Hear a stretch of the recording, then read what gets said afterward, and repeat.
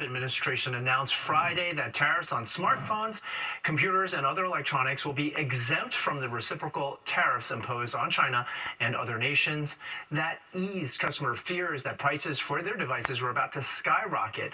But today, on ABC's This Week, Commerce Secretary Howard Lutnick walked those exemptions back, saying it's just temporary. On that same program, Senator Elizabeth Warren responded sharply, calling the tariffs a big, unorganized mess. Those products are going to be part of the semiconductor sectoral tariffs, which are coming. So you're going to see this week, there'll be a register in the Federal Registry. There'll be a notice put out. That is different types of work. So we're going to do that. We did that in autos.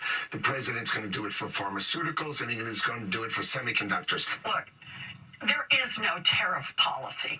It's just all chaos and corruption. That's all we have going on. And how can you believe any of these guys? What did Donald Trump tweet out all in caps? I will not back down. How many hours was that? 24 hours, 30 hours before he turned around and backed down. As for Lutnick, he went on to say it's important that the production of national security products like semiconductors and pharmaceuticals return to the U.S. and insist that tariffs will be the incentive that U.S. companies need to do just that. A retrial for Harvey Weinstein on sex assault charges is expected to begin on Tuesday with jury selection. New York's Court of Appeals tossed out Weinstein's conviction last year, paving the way for the retrial last fall. Another charge was added to the case based on the allegations of a third accuser. The trial is expected to last about 5 weeks. Mayor Adams visiting the Dominican Republic to pay his respects to the victims of the deadly nightclub roof collapse there. Other city officials are taking the trip with him, including Transportation Commissioner Ydanis Rodriguez, who was born in the Dominican Republic. At least 226 people were killed, including several New Yorkers. Another 150 were injured. The cause of the collapse is still under investigation. And new tonight, at least 12 residents have been rushed to a hospital in Fort Greene, Brooklyn. The FDNY says a fire broke out in the compactor room of a building at 177 Sands Street at about 8 this evening. Citizen app video shown here shows the dense smoke pouring out of the compactor chute. Firefighters got the situation under control about half an hour later. All 12 victims are reportedly in stable condition. No word on what caused the fire. A 180 turn in the weather, and it was welcome. It was a dry, sunny day. This is a look at the seaport in Lower Manhattan. Only light layers were needed and no umbrellas. Liv Johnson is here with a look at a warm-up that's underway. Just hours away from blasting off into orbit, Blue Origin will launch an all-female space flight tomorrow at 9:30 in the morning. Aisha Brown, Carrie Ann Flynn, Gail King, Amanda Wynn, Katy Perry, and Lauren Sanchez will be on board. Sanchez is the partner of Blue Origin founder and also from Amazon, Jeff Bezos. The crew will board the New Shepard rocket and launch into suborbital space. The trip is short, lasting only 10 to 12 minutes. Celebrating Palm Sunday in the city. Coming up still, we're taking you to the Cathedral of St. John the Divine, where people from around the world showed up for the service. And speaking of service, Pope Francis takes part in the start of the Holy Week. His message to the crowd today at St. Peter's Basilica. And Tina Servasio joins us now with a look at what's coming up tonight on Sports Extra. Hey, Tina. Hey there, Arthur. Tonight on Sports Extra, we're going to get you updated on the Masters and the new champion who is wearing a green jacket as we speak. Plus, we have two great guests. Rangers play-by-play announcer Sam Rosen sits down with us as he begins his final week calling games before his retirement from broadcasting, and former Knicks forward and Queens native Kyle O'Quinn, who announced his retirement from basketball earlier this week on Fox 5, shares more about his journey. Tonight, we're on right after the 10 o'clock news.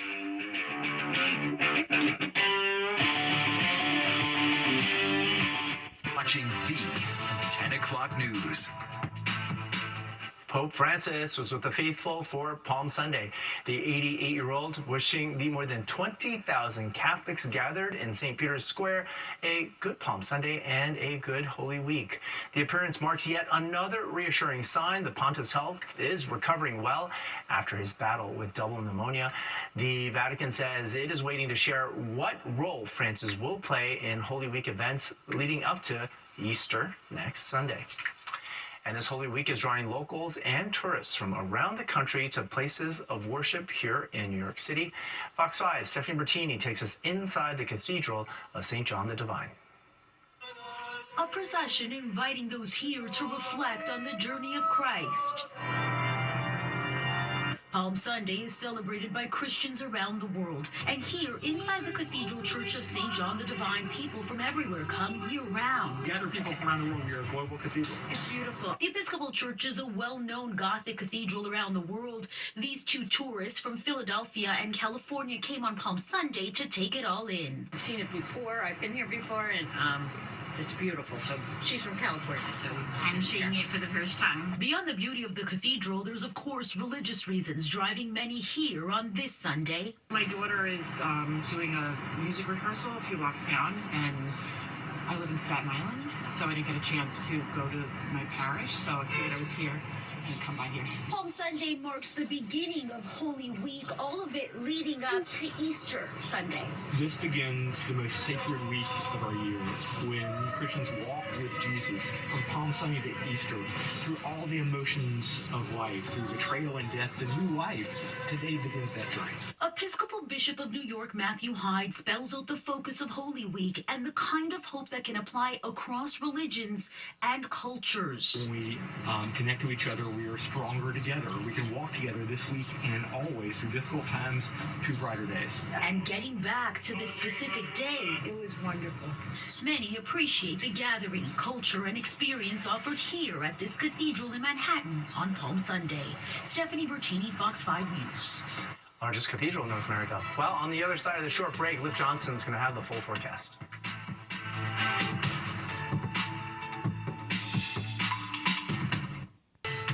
Time now for a look ahead at some stories happening this week. The tax deadline is nearly here. Boo. But we still have to tell you, taxes are due on Tuesday. That's April 15th. Recent IRS cuts by the Trump administration, we are told, are not expected to impact filing. Employees involved in the tax season were told they are not allowed to accept a buyout offer until after the taxpayer filing deadline.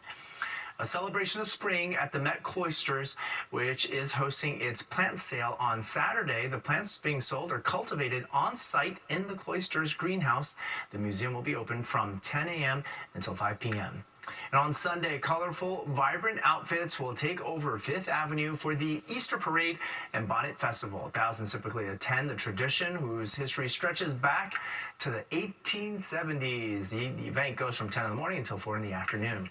We'll be right back, but first, let's take a look at what we need to know about tomorrow's commute. It's time